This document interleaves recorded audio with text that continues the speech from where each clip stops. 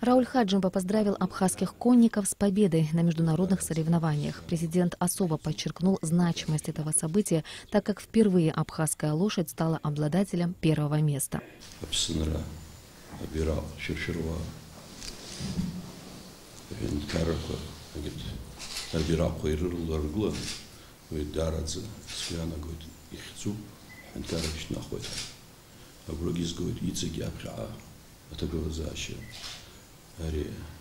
спорта казараны ишей хахо идзик пешерако айор шизахьё хартгера и халшу ави спорта ганахал адглар шеё и шоу.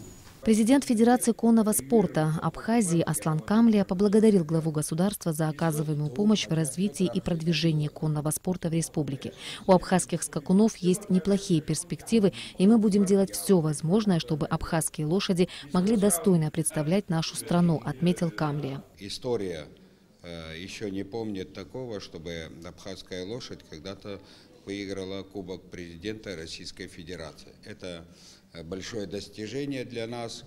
И я надеюсь, что в будущем у нас есть большие перспективы. Развивается конный спорт в плане того, что не то, что в Абхазии.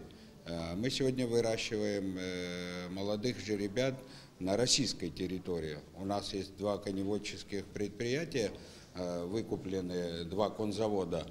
И мы на сегодняшний день воспитываем голов 20-25. Аслан Камлия также сообщил, что 2 июля на Бзыбском ипподроме состоятся международные соревнования по конному спорту на Кубок президента Абхазии. Ожидается приезд знаменитых конезаводчиков из России, и, что особо важно, эти соревнования будут транслироваться в прямом эфире телеканала «Конный мир». Ирина Аршба, Алексей Агухава, Абхазское телевидение.